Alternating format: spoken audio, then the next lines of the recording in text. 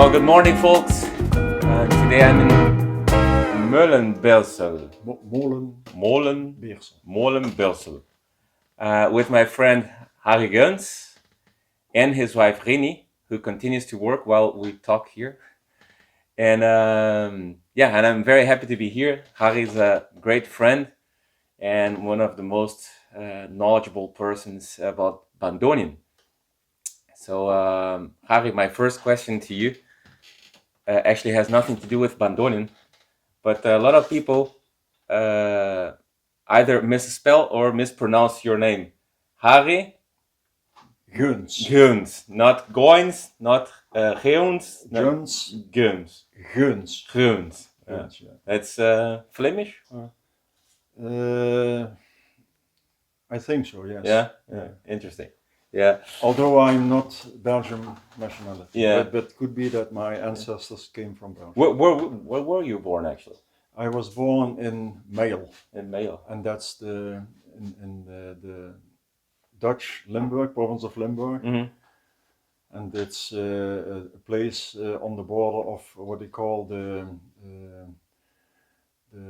natural reservation, the Peel. The Grote Peel was a swamp area where they used to harvest turf Interesting. for heating. And, Interesting. yeah. Interesting.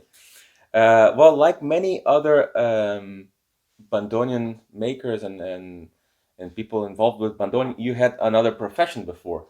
You were not born as a Bandonian reparateur. No, my former profession was in growing plants, so gardener, and how you call nursery, growing trees. Interesting. Conifers, things like that. So more horticultural. Interesting. So nothing to do with Bandonian apart from the wood. No, not even that. So I was familiar with the species of wood, but not for instrument making. Yeah. And then, how did you come to the Bandonian? Did you start playing Bandonian, or how? It started with accordion, piano accordion. Me too. So that was my first acquaintance with making music. My father bought an accordion from a guy who bought himself a new accordion. It was a 80 bass piano accordion, 2 voice. He bought for 25 guilders that time. So I was, I think, 7 years old. So it was a long time ago. A worn instrument, bellows taped with what you call scotch. So I had to open the instrument before I could play. Every time it was in the box. I still have the instrument, by the way. Oh, really? Yeah. Interesting. And that was my first experience with making music, and I have tried to learn play accordion myself. So first on the piano accordion, the keyboard side, so play some melodies, and I didn't know how to play the bass. And one day, some guy my father knew who knew to play accordion, he taught me that's the way you can do the bass side. So and then I could start to learn myself, because I had no musical teacher. I learned to play by hearing. By ear, yeah. And well, I did this for many years. Later on, when times change into electric organ. So I had to learn that as well, to play with the feet and with both hands. But one day I wanted something else, and that's when I wanted something completely different. I wanted to learn to play according notes, not by hearing. Yeah. And if you are used to play by hearing, if you can whistle a song, you can play it. You're not looking at the notes anymore, so there was no use in trying to go that way. And I needed to start from scratch again, so completely new. And I wanted to do also left hand melody playing, which is a little harder on standard accordion. Yeah. And I had seen Astor Piazzolla play in that time. It was in the 70s, early 80s, who was popular in that time. and I was very amazed by the musical possibilities this instrument has to offer. What you could do with just this small box, with, making serious music. Making serious music, and I thought I'm going to try to learn that Interesting. and learn according notes. But first I had to find an instrument, and bandoneon was not common in the Netherlands by the time where we lived. But there was a guy who was dealing in antiques, and he knew an address where to find bandoneon. This was coming with antique furniture from East Germany, when still there was the East Germany war. But few dealers had the possibility to export out of Germany, import into Belgium, and sell to antique dealers. So it was a wholesale organization, big. Yeah, I heard that some instruments even came inside wardrobes and so. Yeah, inside wardrobe, as they call this Kleingut. So just to fill up the spacing of the furniture, it was all about the furniture, the old style furniture. But they had to fill with toys, whatever they found there. Everything small that was interesting also for collectors and for decoration, but also with instruments. And but they had to get rid of the bandoneons. No one was interested in bandoneons because no one did play bandoneon. Only thing they knew was accordion, and they were sold for low prices. But most of the instruments were not in playing condition, and also the one that I bought with this dealer was not in playing condition, and so I had to make it into playing condition myself. Which instrument was it? Was it Einheitsbandoneon? No, that was Riny, and it was what they call. What's the name again? Schwebeton? No, yeah, Schwebeton, but from Schrammel. Schrammelbandoneon. Yes. So it was Schwebeton, tremolo tuned instrument, but not in playing condition, and I had to make it going myself. And the same guy where I bought the bandoneon, he had been visited by a lady who played bandoneon a few weeks earlier, but she didn't want to buy the instrument because it was in too bad condition. She couldn't play it and left again. But at least she left her address or phone number, and the guy where I bought the bandoneon, he told me you should contact her. She knew how to play bandoneon to help you start. So I contacted this lady, and was already pensioned by then, maybe 67 years. What is her name? Her name was Bertha Pasmans from the town of Linne. Interesting. It's near Roermond. So a woman playing bandoneon. A woman playing bandoneon was very rare by that time. A woman playing bandoneon. She always told me, bandoneon is not a women's instrument because of the smaller hands the women have. They couldn't reach easily all the buttons. But at least she learned from her father. And so I went to visit her. She was very surprised. A young guy came to learn bandoneon, and she was also happy to have someone to pass on what she knew, her bandoneon music. She had some what you call bandoneon tutors. Yeah, Schule, bandoneon Schule. So I had something to start. And if I had to do this all by myself, it would have been very frustrating. And there was she teaching you with the Wäscheleine system? Yeah, what they call Wäscheleine system. So it's just a number notation system. And she played some songs for me, and she was singing as well. And then she said, I'm going to help you.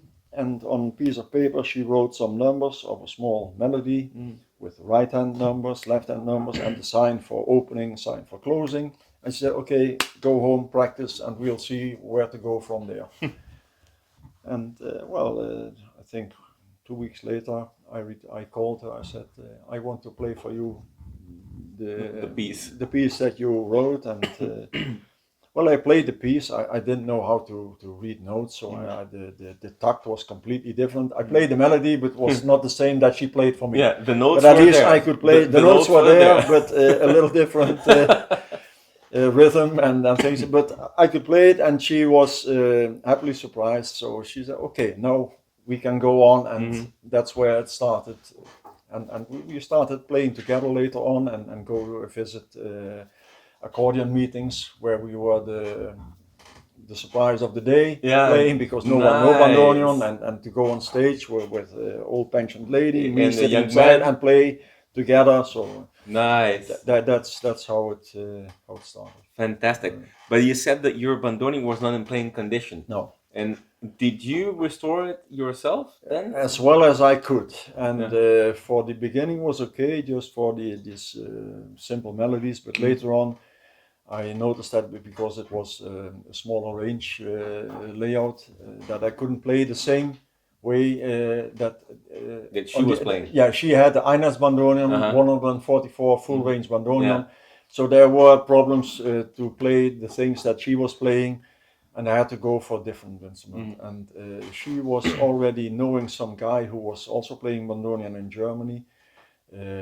She had visited him sometimes, and he also was a collector of Bandonions. And he heard about me looking for an instrument, and I also was playing a Belgian accordion that time. And because he was a collector, he said, "I'm very fond of the old instrument you have, this Belgian accordion.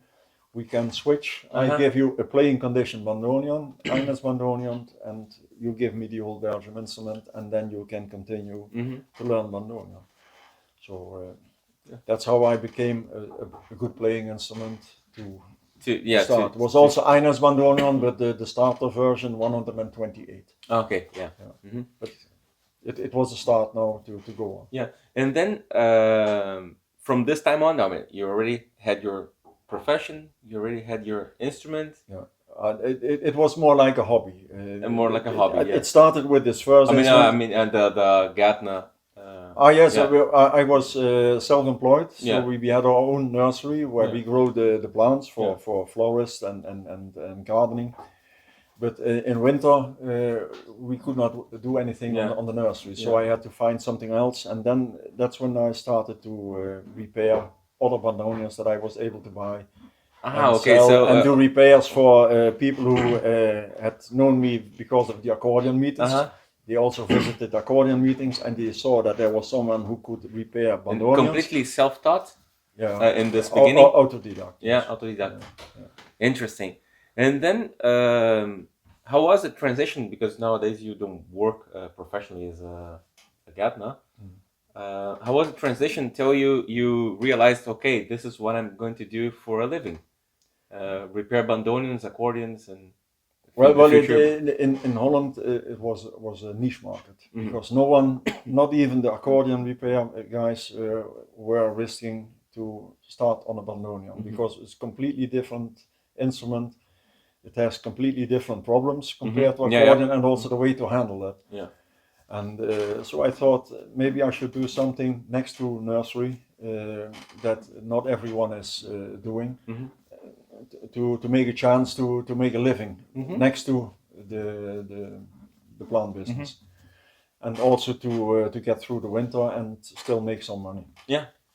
And so I started making my own atelier, buy some machines to do some work, and start from studying the old instrument. Making some new parts, try to make new bellows, try to make a new case if the case was completely destroyed. And that's the way, step by step, it developed. Yeah. Till after many mistakes, probably. Yeah, of course, it was trial and error, and every time you finish something, so you knew to do the next time better. Yeah. So that's the way how things also can work. Yeah, so. Yeah. And in 1987, that's when in this winter, I made my first completely made Bandonion. So fantastic! It's the Bandonion I've played here last time. Yeah, right? I still have this Bandonion. The and first one. Yeah, just for you to know, it's a very, very interesting Bandonion. It's an Einheits Bandonion. Right? Yes. Yeah. Made with accordion reed plates, not Bandonion reed plates. No, because by that time it wasn't possible to get any long reed plates like they used to be in zinc. So I had to go to Italy and find a company who could make me the assembly for Bandonion, the bisonoric, and have the same range that I already used to play, and put this inside the Bandonion case, make it fitting. So because it has to be a bit bigger. It has to be because of the reed plates. Reed plates, the size, dimensions. So and it's a surprisingly good instrument. It's surprisingly good. The voices are very good. The response is Yeah, very good. they were very good quality reed plates. So Mm. in comparison with the pre-war instruments, the quality of Italian reed plates has developed Oh yeah, after the further. war. Yeah, So yeah. the response, the use of air is far much better than Then the old beaks. Bandoneon. Yeah, Yeah, yeah, yeah. And it's very interesting nowadays. We don't see this bandonians with these reed plates oh anymore. no, no. It's accordion reed plates, Yeah. but it was at some point one possibility. Yeah, I had no choice. Yeah, yeah. You had no choice, right? No. There were no No. reed plates available, and Not for everyone. So I knew by that time also Klaus Gutjahr, Mhm. or even far before me, Klaus Gutjahr started making Bandonians again, and he made the start for having production for zinc reed plates. So it was also a development, an evolution, but it was not common available. So I had no choice but start with Yeah. accordion reed plates, Well- and I did this for maybe 5-6 years. Made every winter I made maybe 1 or 2 instruments, and was able to sell those as well. And well, later on, and you made from scratch. I mean everything. yeah, of course, Bellows. there's no industry that can supply parts, so you have to do everything yourself. Year 87, 88, like that. Yeah, interesting.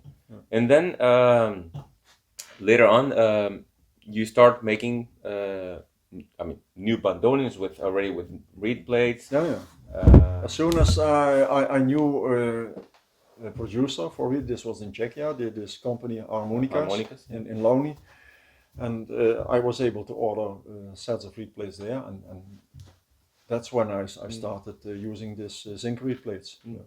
Now, just coming back to this era, 87, 88, 89, after the Wende, after the wall fell, you started going into what was formerly West Deutschland to visit people there to see if you could find some know-how, some machines.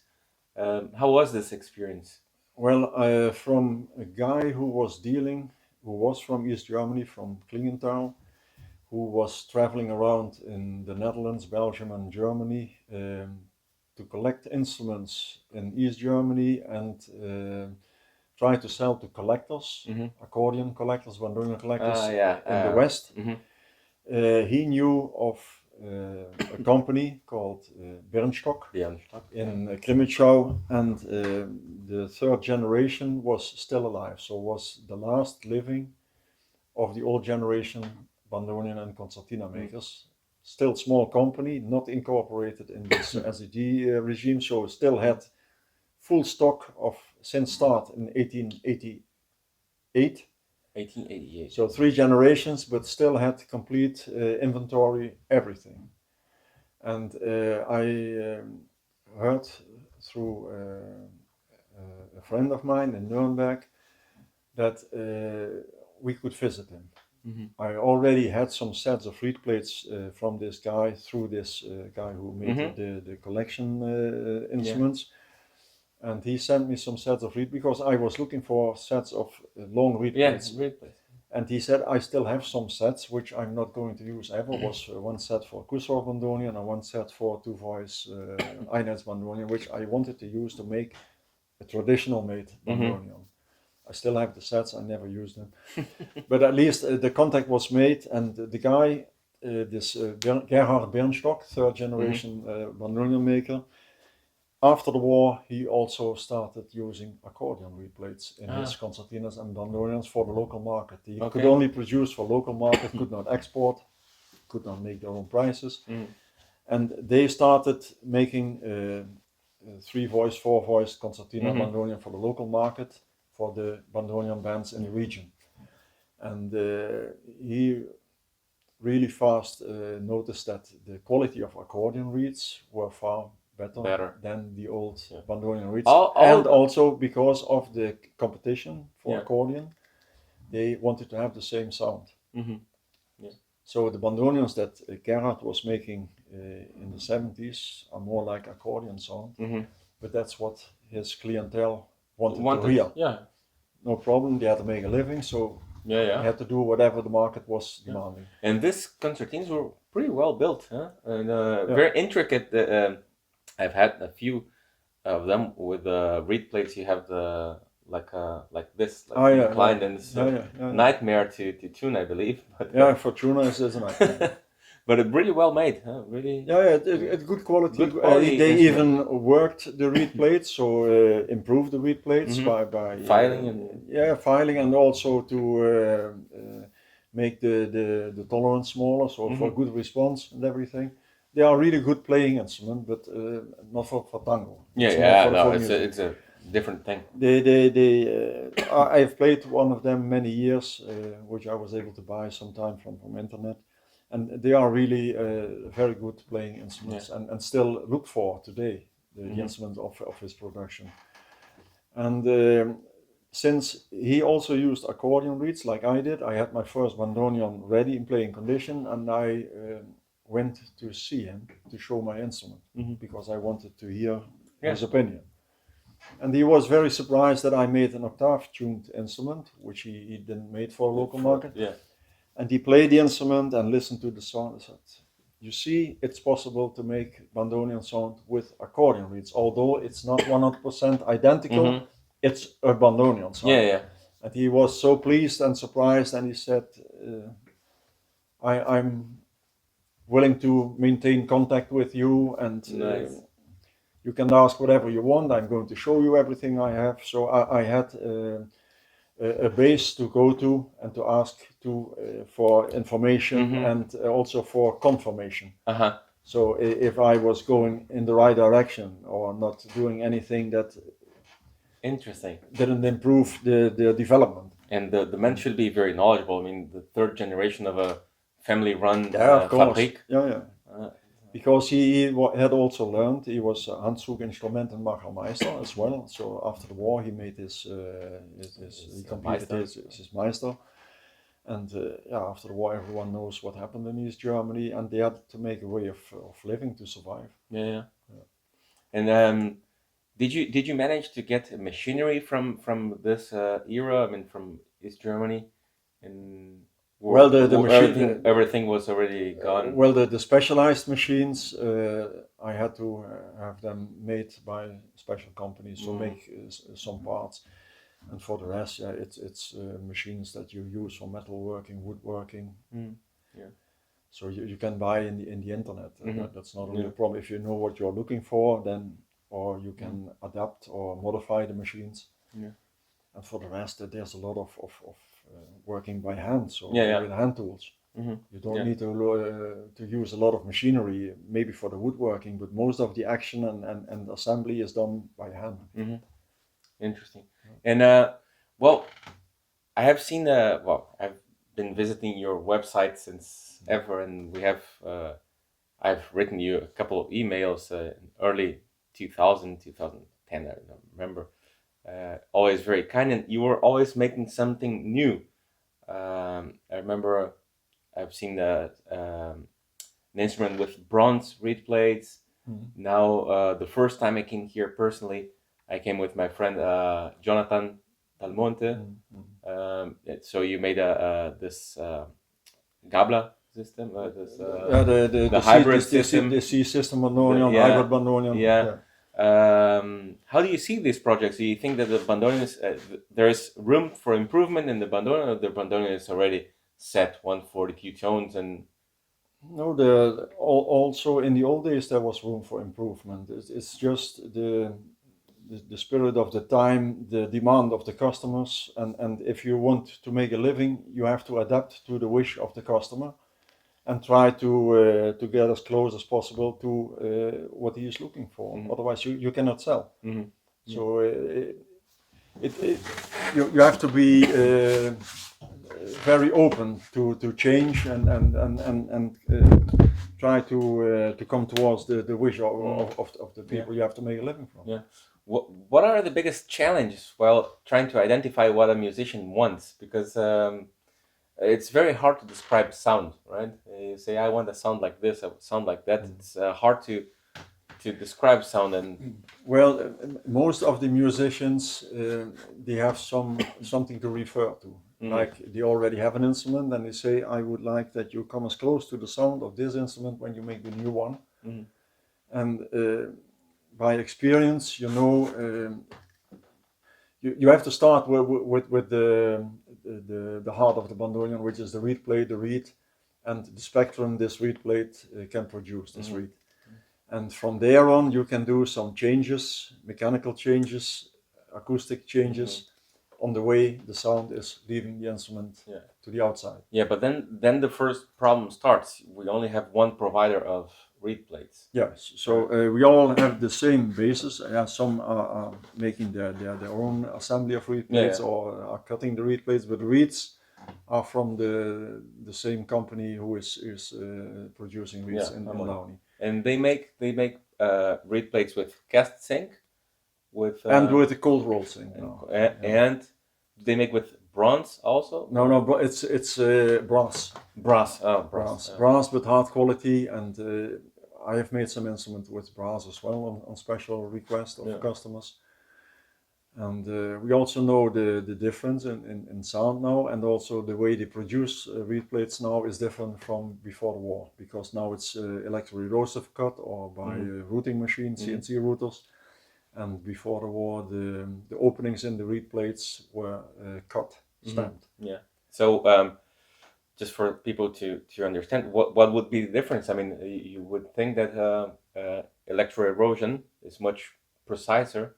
Yeah, but that would be better. I mean, no, exactly. This is making the difference, because the cutting profile in the reed plate, and in combination with the profile of the reed itself, is making the difference in the sound, in the basics of the sound generator.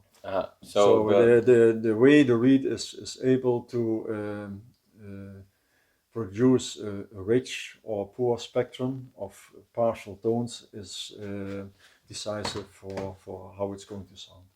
So you mentioned already two things that would make would give the sound its quality or its characteristic.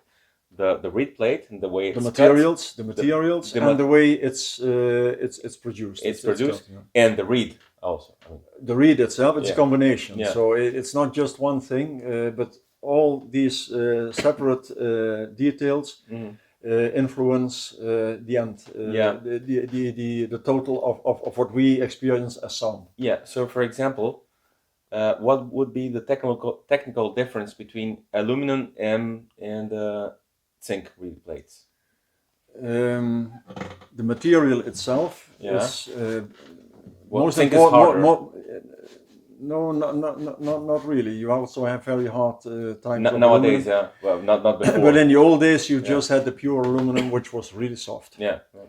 And that was also the cause of many problems. If you have to do riveting, so to connect the reed to the reed plate, and you were hitting a little bit too long or too hard, you get deformation of the base of the reed, and the reed was not fixed correctly. Wouldn't be so stable. It's unstable, so you don't have a stable pitch, and also it will not be as powerful sound, because there's a lot of energy lost in this bad connection. You can compare this, for example, if you have a single reed and you hold this in a pair of thumbs and you pitch it, or you put it into a bench vise and then pitch it. The kinetic energy will maintain much better if a good fixation is there. But then we would say that the harder the material, the better it would be for Banduran. Not for Banduran, for the function of the reed. And the better the reed is able to function, maintain kinetical energy, the more powerful it will be, and the more stable the pitch will be if it's played. So I mean, one first thing to understand is that it's very important that the rivet is able to attach the reed very firmly to the reed plate. And correctly and straight. I mean, and not level. level. It should not be dented. And that could happen with aluminium, not with duraluminum. But also with zinc, you have this problem. In the old days, you had this pure zinc with some impurities, which was really soft compared to for example, brass or cast zinc. Now it's about double. to compare to the cold rolled zinc. And also the softer pure aluminium, you had the same problem. So yeah, and then assuming that we have a very good connection, rivet, reed plate, and reed, then we have the channel here that before was stamped, right? It was stamped, and now it's made with erosive cut. Erosive cut. Yeah, so erosive cut gives you a very straight, and precise cut, right?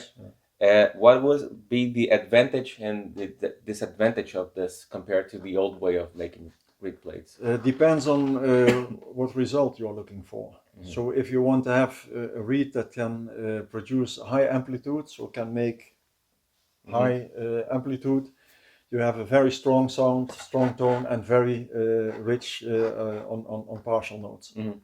The same like in accordion. So the development you mean the harmonics, the high harmonics. So if you have strong harmonics and a mass of harmonics, you get a very brilliant, sharp sound, just like they were looking for in accordion production. Yeah, with so erosion, with erosive or with better cutting techniques. So in Italy, after some years, they were not just cutting one time, but they had a cut, a pre-cut, and a finish cut, so that you had completely straight cutting profile. The way Banduran reed plates were made by just one cut, and then you get a different cutting profile. Yeah, so you have a larger. It's not 90 degrees straight, but it's first you have to compress the material before it starts to cut. Yeah. So it was on the way where the knife went in was a little bit wider than where the knife cut on the reed side. So you have some kind of conical, little bit. But this little bit caused the reed to lose. Come back. They want to lose amplitude. So it could not move that strong like accordion reed, but more or less was reduced. And also in this way the harmonics are reduced. Well, and that would be better or worse? For Bandoneon it's okay, because Bandoneon is not aiming for brilliant sound, not the way in accordions. Yeah. And would it be possible to, for example, rectify the channels of? You can do, but it's a lot of work you have to do by hand to create this. To create this conical this angle. And it's very important how extreme you make the angle. For example, if you see in harmonium, reed organs, they have done this extreme, also to reduce amplitude of the reed and to get very near to the flute tone they are aiming for, to imitate the church organ. So what they do is the reed frames on the opposite side of the reed is completely milled away, just leaving a few tenths of a millimeter, so that you don't lose too much air and the reed is still able to start the movement. And for reed organs, it was a big problem for loss of air, because they had big bellows they could pump whatever. They had a big supply of air. But in accordion, where you have multiple voice instruments, so 2, 3, 4 voice instruments, if you do this, you get a lot of problems with the use of air. So it requires a lot of air. You lose a lot of air, and bellows cannot be big enough to do normal play. They did the same with the concertinas in England and Ireland, the Anglo and English concertina, but they have only one voice. And also the concertinas are more flute-like. They want to imitate flute, so only very little harmonics. And also in the English concertina reeds, the reed frames are extremely slanted. I didn't know that. Well, you make concertinas as well, right? Yeah, but not traditional, but with also with accordion reeds. And before we come to the reed, would the size of the rivet influence the anything? Because in the old Bandonians we had far smaller. 1.5 millimeter diameter. 1.4. 1.5 is the standard. Yeah. And nowadays we have 2 millimeters. 2 millimeters for the Czechian production. They use 2 millimeters, but they also have a larger surface of reed base. Yeah, yeah, okay, yeah. In fact, it's And technically is an advancement, Okay. but for Bandonian, you are looking for, if you want to imitate the pre-war Bandonian sound, I would say you have to go back to the smaller to reed the base smaller and head, to 1.5. the head of the Yeah, the foot of the reed, so Yeah. the base where it's riveted. Yeah. Because the bigger, like in Italy with accordion reeds, they are very big Yeah. base of the reed, and But the that would make average it of more 2.5 makes more stable, higher amplitude, more power. And But maybe it's not. That's not what we want in Bandonian. Yes, that's not what we are looking for in Bandonian sound. Mm-hmm. But would the size of the rivet also influence, or do you think? The function of the rivet is to make the connection. To make a connection. And the bigger the reed base, the bigger stable- the diameter of the rivet can be. But the rivet, in fact, if you have a big reed base and a rivet of 1.5, if the hold is okay, it won't make big difference. Mm-hmm. Yeah. And now, then we come to the reed itself. We have seen, through experience, how reeds were made back then, hand filed sometimes, and then with dicks, and then these langsleeve. Oh yeah, first you had kveersleeve. Yeah, kveersleeve, and then yeah. you had the langsleeve. Yeah. What are the advantages and the disadvantages of these methods? If you want to make Because just to put into context, I think you agree that the profile of the reed will influence yeah, of course. I mean, the pitch and the characteristics of the harmonics it will produce. And you can influence the spectrum the reed can produce by the profile that you are using. the profile is the way that you Profile file is the the file. way that you go from 0.5 millimeters to a tip of 0.1 Yeah. millimeters. So, and it's two things that you have to consider. That's the stiffness, the hardness of the reed, so the tension, and the tip of the reed for the frequency. So it cannot be too hard, because then the reed will not start. If it's too soft, it will lose pitch if you play it on higher pressure. So there you have to find the ideal between the stiffness of the reed and the pitch. And by filing, you can make a different profile than by grinding, because filing is not as hard. If you work the metal with grinding, you must be very difficult because of the tension in the steel, the heat, and things. But for mass production and for uniformity, it would be better to have a standard profile, grinding profile with molds and everything like we do in Italy, so that every accordion will be sounding the same. Yeah, that's the problem with the hand file reeds. It depends on who filed the reeds and what was the humor of the what mood I of was the told fire. by Bernstock is that you had several gradations of reed makers. So you start making boss reeds because you cannot damage anything.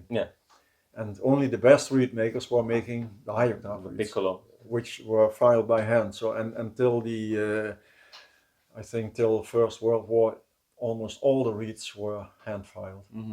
So every company you had maybe 4 or 5 reed makers who were doing the filing in great gradation of craft. What they were able to make.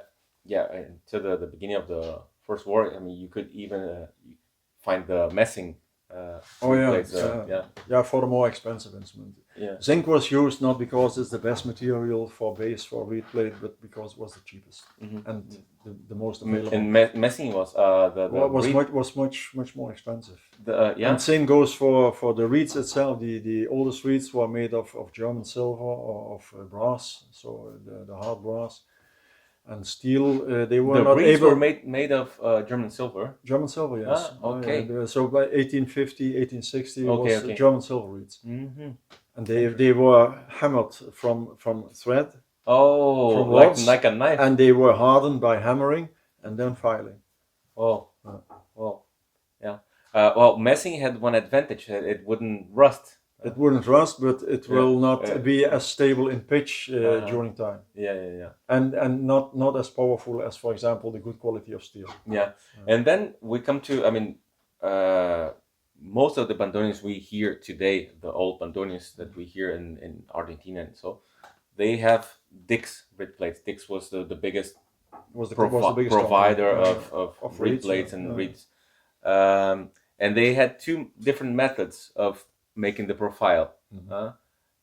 What is the advantage and disadvantage of each of these? Well, the claims ways? are that if they used the length sleeve, so in longitudinal direction, the profile grinding, that the reeds were not breaking as easy as would happen with the opposite, so across grinding. Yeah.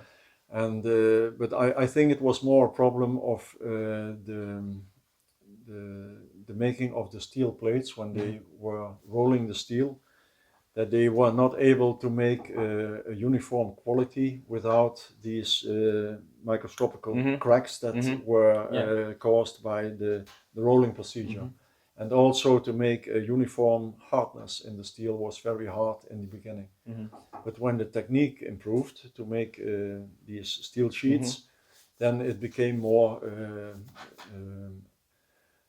available to the musical industry to use them for reed making. Yeah, and the profile will also tell you where the inflection point will be in the reed tongue, in the reed, right?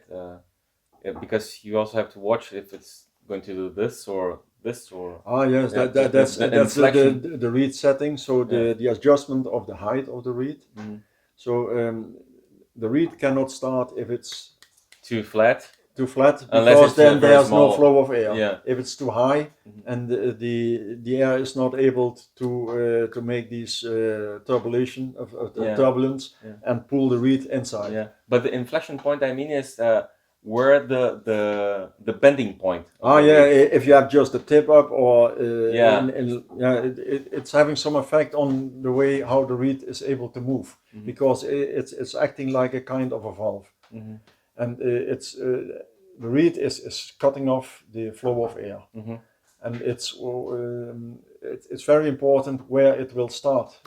The first cutting at the tip or in the middle, so it has some effect on the spectrum. And what is the importance now that you mentioned the valve? What is the importance of the valve for the reed for the? You mean the leather valves? The leather valves. You have an instrument that you can play a push and pull. So we have one reed for push, which is on the outside, and the inside reed is for pulling. When you change bellow direction, and there's nothing closing the other reed that is not played, then you get a lot of loss of air. So the reed valves are only there to reduce loss of air. Yeah, but. Would you agree that if you have a thicker leather valve and a thinner leather valve, you get different results from? Yeah, because it's this effect. If you close, cannot open as easy, then you dampen the sound a little bit. But would you be able to dampen a bit of the higher harmonics that we don't want in the bandoneon? If you have soft material, then part of the harmonics is absorbed. If you have hard valve material, like some of the acrylic valves that they use today in modern making, accordions, then you get some reflections. So there's a little bit difference in material that you use. But the same goes for the hard reed plate or the inside of the reed block if it's finished with lac or just rough after cutting the wood. So it's a complex of features which have effect on the sound. Yeah, and also we are talking here about very, very little. How can I say this? Very, very little effects by everything that together make a difference, right? Yeah, of we were course. talking about the material of the reed plate, the rivet, and then the whole thing all together will make something different. But everything works in a very small scale, right? And then coming back to the reed, we in the bandoneons we use only one factory I think used conical reeds, 2 factories. But what would be the difference between the conical reeds and the straight reeds? Well, in the beginning of free-wheeled instruments, it was easiest to make parallel-shaped reeds because of the cutting process.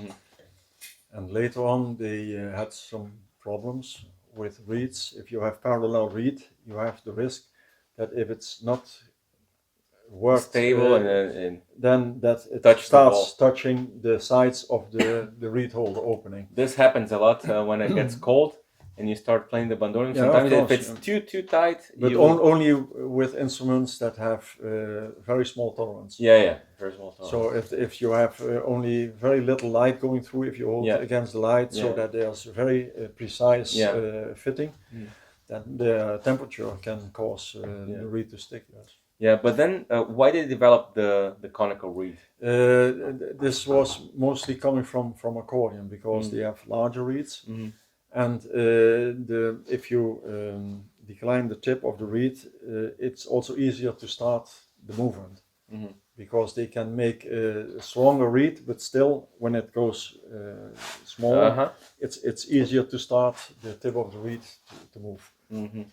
Yeah, but for some reason in the bandoneon we prefer the parallel reeds.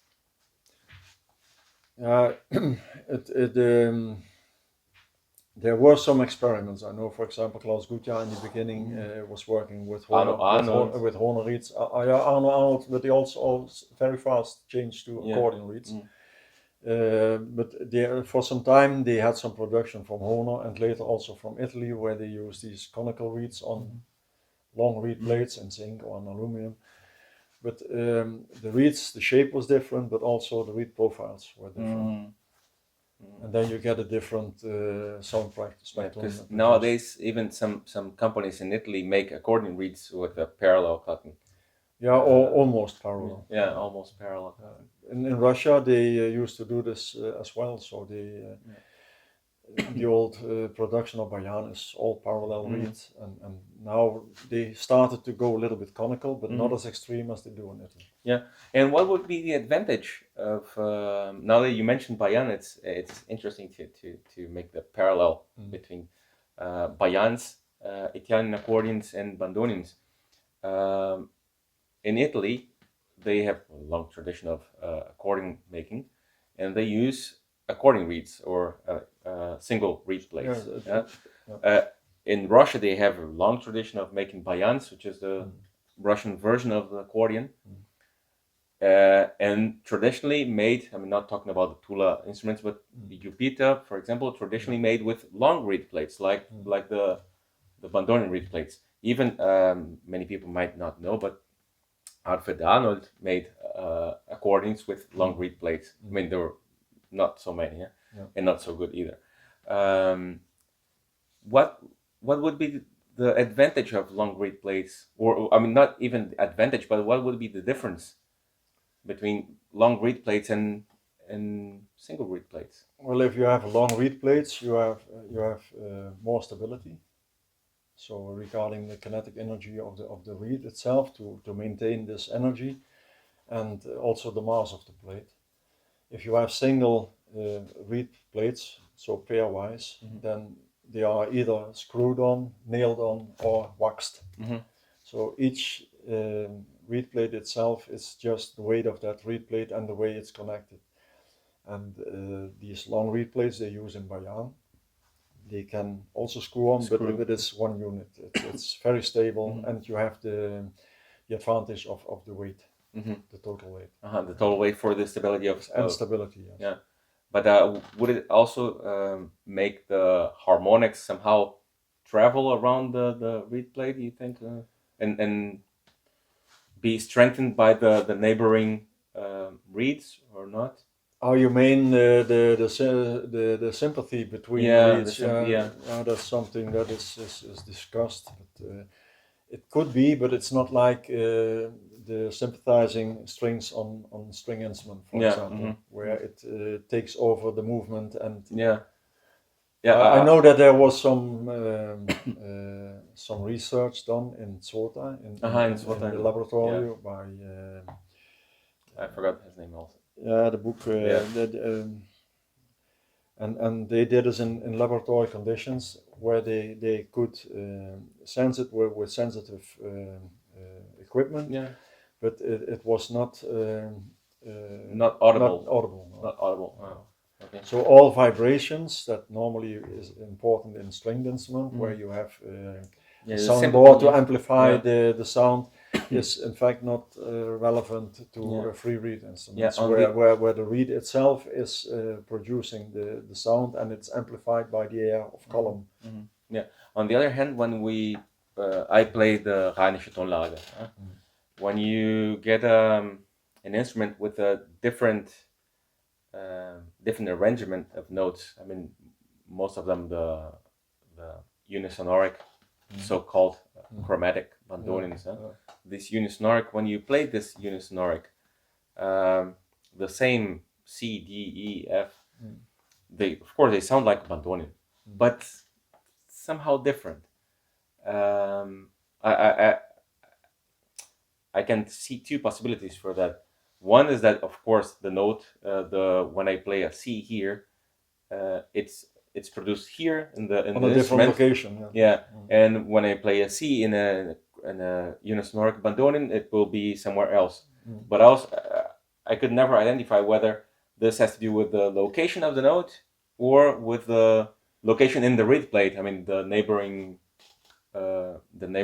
reeds and the sympathy. You mean that other reeds will affect the sound of the adjacent reeds? Yeah. I'm not convinced of this. Me neither. It's just a hypothesis. But what you say, that the position, the location inside the instrument, so we hear the sound coming out where we have this fretwork where the instrument is opening and the sound is supposed to come out. You hear this the best way on, for example, the left side. So all the notes that are located below this external resonation chamber, the Brumkasten, is completely different to the notes located in the front, where there is no reflections or anything by a sound chamber. Yeah, I like always to get the high C here, high G, sorry. The high G here opening and the high G closing. They sound completely different in the right and the left hand. Yeah, they are. I mean, there are many examples, but yeah, of course. But you have the same on left as well for the location of the notes. Yeah. And what are the measures that were used to dampen a bit the sound in the new instruments? I mean, not in the new instruments, also in the old instruments. The resonance chamber is one way of like making the sound mellower, like in the left hand. Woolly, soft, warm. Yeah. What else influences this? I think, for example, if I'm not wrong, correct me please. If you have the wood in very very flat and polished, it will reflect more more harmonics. So inside the bandoneon is a little bit grob. It's rough. I prefer to finish the instrument not too smooth. So the way you work, I want to leave as is the surface. Because I think for bandoneon, the finish of the surface inside is very important because of the absorption of this parts of the harmonics, and maybe amplify some part of the harmonics, like the resonation chamber does. Yeah. So it makes a big difference if you, for example, finish the inside of the reed blocks, the reed chambers with lacquer, or if you leave just the finish after working the wood. And I prefer to have instruments, especially if you already have reed plates producing strong and many harmonics, to reduce as much as you can these high harmonics. Yeah, and what are the parts of the bandoneon that most influence the sound that we hear? For example, I remember when I started playing the bandoneon, I would hear things like, if the instrument is playing black, it will play stronger because there is nothing preventing the sound from coming out. But if it's the foil de quoi, if it's a nacarado completo, the knocker will prevent the sound, and it sounds different. I'm convinced that bogus. That doesn't work.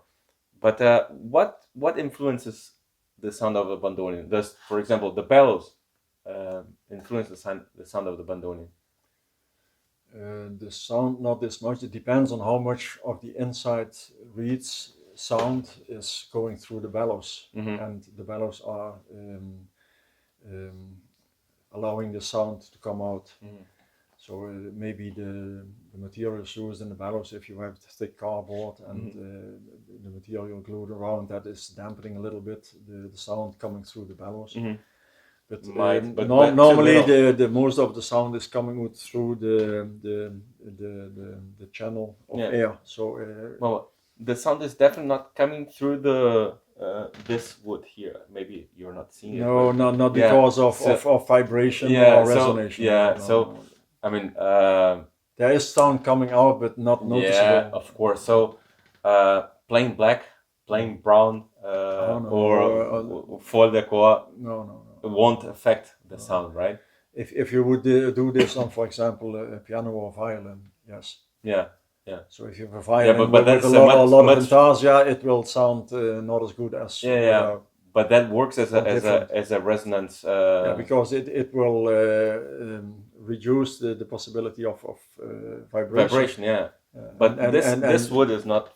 No, because the sound is not amplified by vibration of a resonation board or sound board, but because of the column of air that is on the air. And but for example, what would be the most important part for the production of the sound? Would be the soundboard, the reed block, or a combination of all of them? It's a combination, but if you start from the reed, everything the reed does not produce to start with, you cannot gain with any of the components later. So what isn't there, you cannot create. You can at least you can only dampen what is too much. So if you start with as much what you're looking for has to come from the reed, and if it's too much, you can dampen, but you cannot add anything. So if the reed doesn't produce a certain part of the harmonics, you cannot reach this afterwards with opening the instrument or closing. If it's not there by the reed already present, it will not be there afterwards, regardless what you do. And funny sometimes when people ask, "Oh, but this bandoneon, this is not real wood. It can be composite material or plastic or metal." Does this influence the sound, or only in the way reflections happen? Because but you can make it with a thin layer of wood about the reflection. You could do that. Yes. Because as far as I know, I think all of the instruments use not massive wood, but plywood. Plywood, because it can bend, right? Wood works. In the old production, they used whatever was available and cheap. So they had this spruce or kiefer in German, so the pinus wood, which was cheap and available in these regions, and they finished with some kind of fancy luxury veneer. But the problem with these hardwood was massive wood, that you get deformation through the years, because wood is always working. Can deform, and if you finish in one direction, then you get also deformation in one direction. That's also the reason why if they finish with veneer, it's always the opposite direction of the grain of the wood. Interesting. So now coming back more to the nowadays production, how many bandoneons can you make in a year, for example? Well, we are only two. My wife and me, and we can do a maximum maybe 4 or 5 instruments. 4 or 5 instruments a year. And that's also because we do a lot of repair and restoration of the vintage instruments. But that says also a lot about the time it takes to make one instrument. If we have to assemble a bandoneon, So not making the parts, but just the assembly. It's about 80 to 100 hours. Yeah. Assembly and finish by tuning.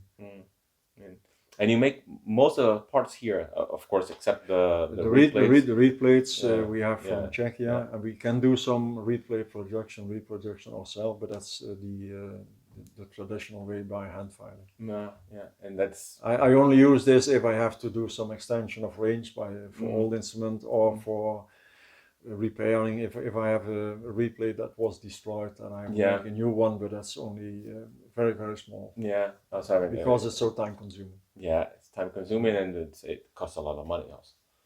And most people are not prepared to pay for handmade. So. Yeah. Nowadays, in the old days, what I was told by Björn Stock, if you have an experienced reed maker, he could do one set in 1 man month. So it takes 1 man month to do a set of 12 plates. Whoa! In those days. Yeah, I mean, and a very experienced guy. Yeah. So today, no one is willing to pay 1.5 months extra on top of the price of. Yeah, of course, it wouldn't make sense. And what are the biggest challenges that you face while making new instruments? I don't know. You have everything very much sorted out, but well, for the future would be to produce reed plates by ourselves, and this will only be very, very small production, just to find out if I can do in a way that is acceptable quality, and also for learning, for experience. Yeah. And because I have the cutting tools for making the reeds and the reed plates, I want to see if it's working. So if I have to pass on to a next generation, that I can say, okay, it's complete. It's usable. Yeah. That's a challenge, huh? A challenge, yes. That's And a that challenge. will be for the next 10, 15 years if I remain healthy. Fantastic. Fantastic.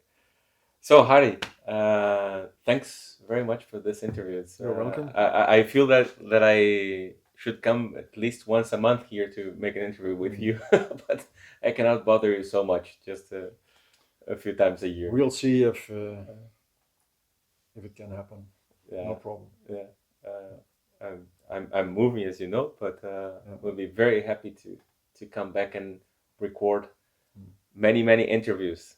You're welcome, and as long as people are interested to hear what I'm saying, for me it's okay. Oh, I think people are very interested. Okay. Thanks very much.